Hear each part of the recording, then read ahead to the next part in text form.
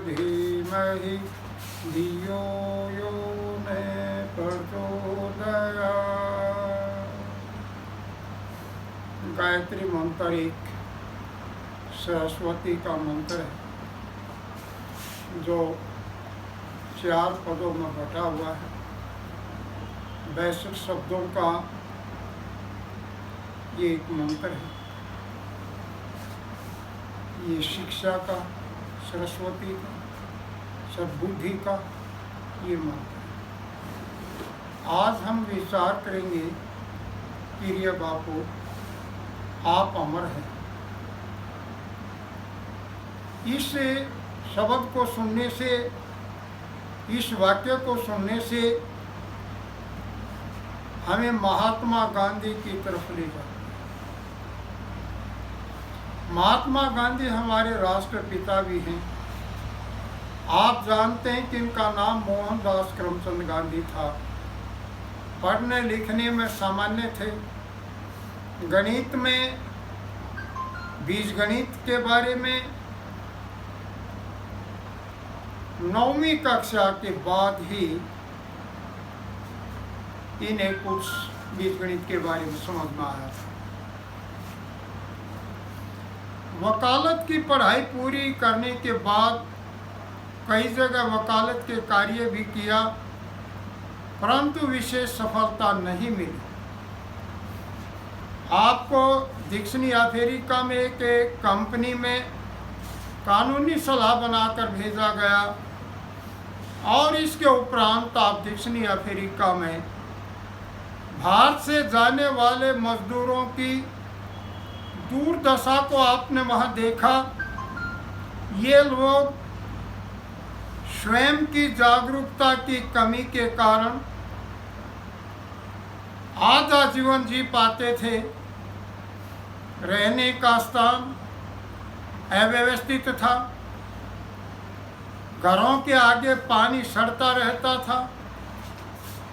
शौचालय की व्यवस्था नहीं होती थी।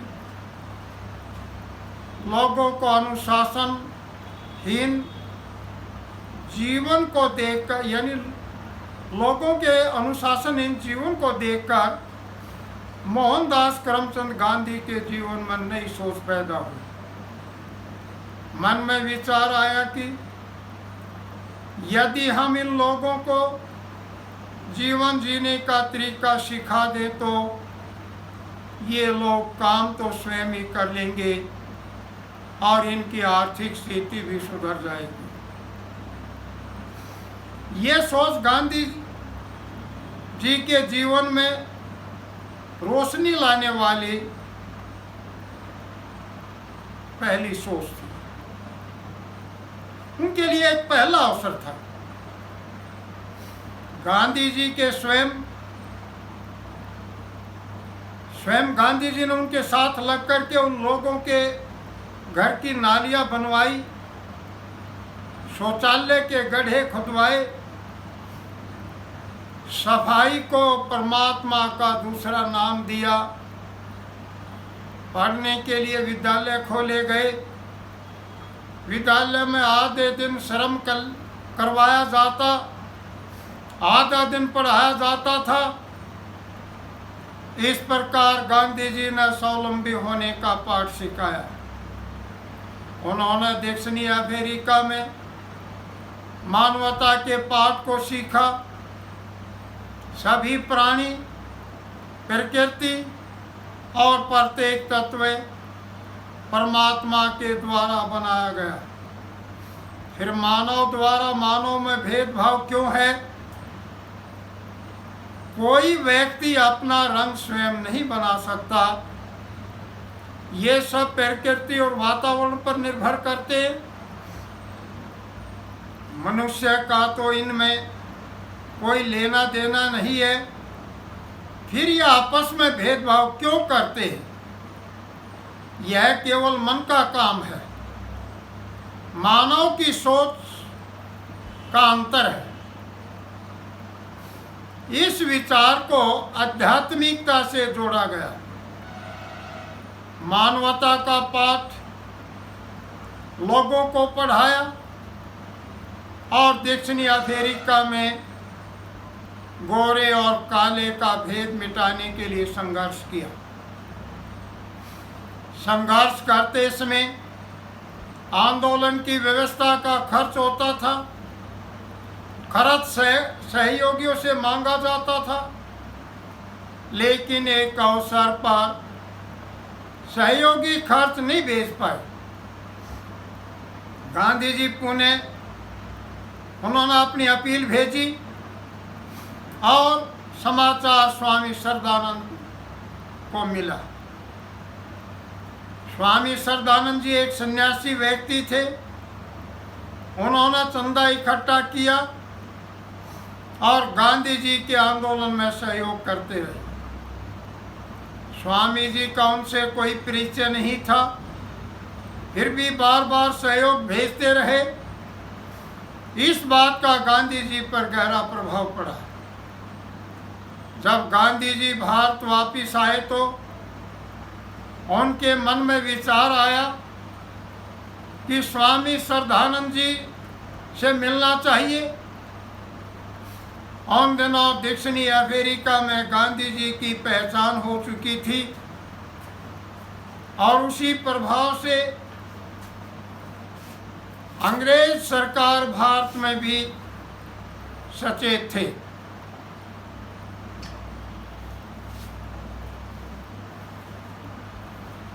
अब भारत में कोई व्यक्ति गांधी जी को पनाह नहीं देता था। गांधी जी हरिद्वार के गुरुकुल कांगड़ी में स्वामी श्रद्धानंद से मिलने के लिए गए और 1 मास तक वहाँ रुके। स्वामी श्रद्धानंद जी ने गांधी जी को अध्ययन किया और पाया कि यदि हम राजनीति के नज़दीक जाएंगे तो राजनीति हमसे दूर भागेगी, इसलिए सेवा करते समय कभी लालसा मत करें। पैसा सदुपयोग के लिए होता है। यदि पैसे का लालच करके संग्रह करोगे तो पैसा दूर भागेगा और पैसे की लालसा कभी पूरी नहीं होगी। यदि आप विरोधाभास करोगे तो सबसे पहले आप स्वयं को स्वीकार पाओगे। जितना आप जीवन में लालसा पाओगे तो वे सभी आपसे दूर भागेंगे। आपकी लालसा कभी पूरी नहीं होगी। जब गांधी जी को स्वामी श्रद्धानंद जी ने समझाया और 1 मास उपरांत स्वामी जी ने उनका नाम महात्मा गांधी रखा। उसके उपरांत मोहनदास करमचंद गांधी जी नहीं रहे, अब बल्कि महात्मा गांधी बन गए। अपना सारा जीवन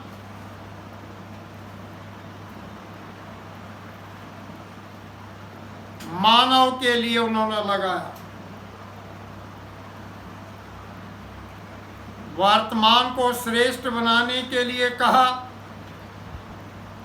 अब महात्मा गांधी जी के लिए राजनीतिक जीवन का विशेष महत्व नहीं रहा था। ये प्रत्येक समस्या का समाधान स्वयं सुलझाना चाहते थे। आपने अध्ययन किया होगा कि जब गांधी जी भारत आए तो चंपारण की घटना ने उनके जीवन में बहुत बड़ा बदलाव लाया। भूस्वामी किस प्रकार काश्तकार लोगों का शोषण करते थे, उन्होंने पहले समस्या को समझा, फिर उसके हल का समाधान निकालने लगे। अब गांधी जी उनका राजनीतिक हल नहीं चाहते थे, बल्कि लोगों को स्वावलंबी बनाना चाहते थे। अनेकों स्कूल खोले गए, लोगों को स्वास्थ्य के प्रति जागरूक किया गया और स्वस्थ रखने के लिए सामान्य दवाइयों का प्रयोग सिखाया। उनकी पत्नी स्वयं कस्तूरबा गांधी भी सफाई का पाठ पढ़ाती थी। इस प्रकार अनेकों सहायकों को साथ लगाकर काम किया। आंदोलन करते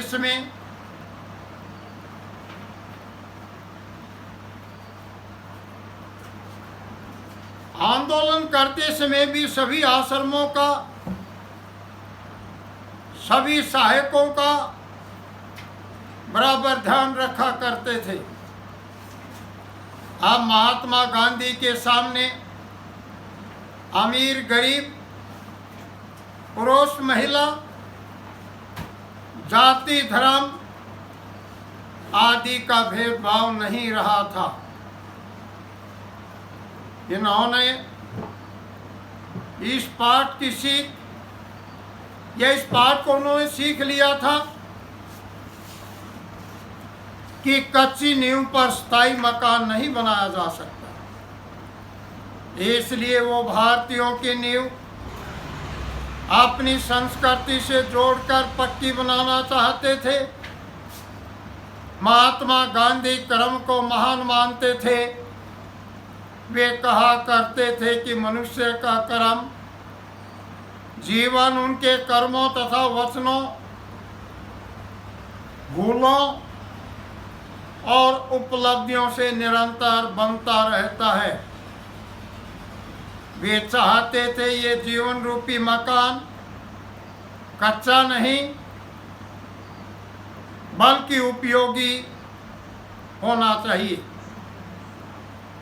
तुच्छ नहीं भव्य होना चाहिए, निकम्मा नहीं बल्कि उपयोगी होना चाहिए। इसकी नींव पक्की हो, ठोस जमीन पर हो।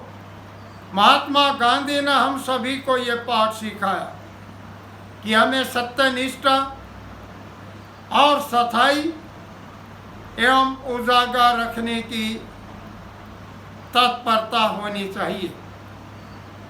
महत्वाकांक्षा इतनी नहीं होनी चाहिए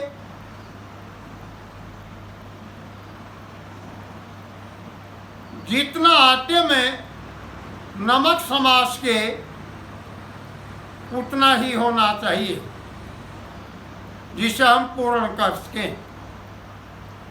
जैसा नमक भोजन में कम डाला गया तो खाना स्वाद नहीं लगेगा, और यदि अधिक डाला गया तो गले के नीचे नहीं उतरेगा। फिर महात्मा गांधी जी ने बताया कि हमें परिश्रम करना चाहिए। परिश्रम करने की अक्षमता भी हो और अपने काम से प्यार करेंगे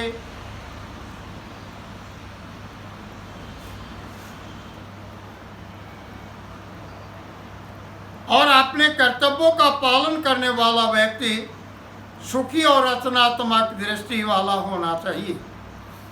वफादारी के बिना कोई गहरा मित्र नहीं बन सकता। उनका मानना है जिसके जीवन में प्रिय ना हो या घर मित्रों के बिना सुनना हो तो वह घर नरक के समान होता है। राष्ट्र के प्रति वफादारी ही देशभक्ति है।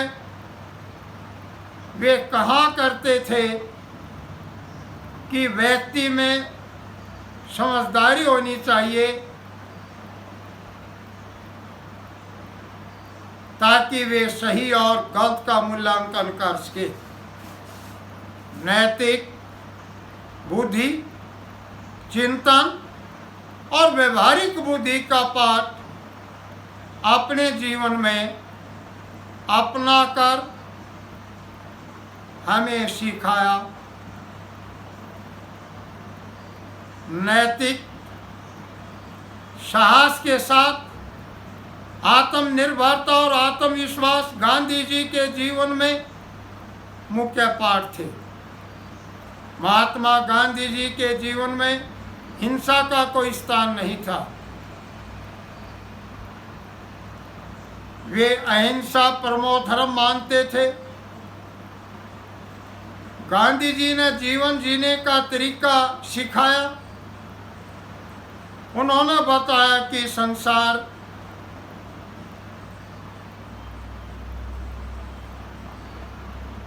बंधन नहीं है, संसार पवित्रता से काम करने का स्थान है।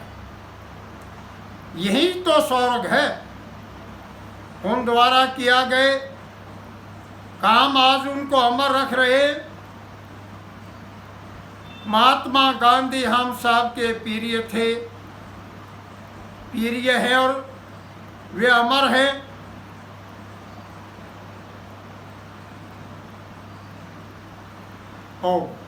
ओम विश्वानि देव सवितर्दुरितानि पराशुव यद्भद्रं तन्नाशुव।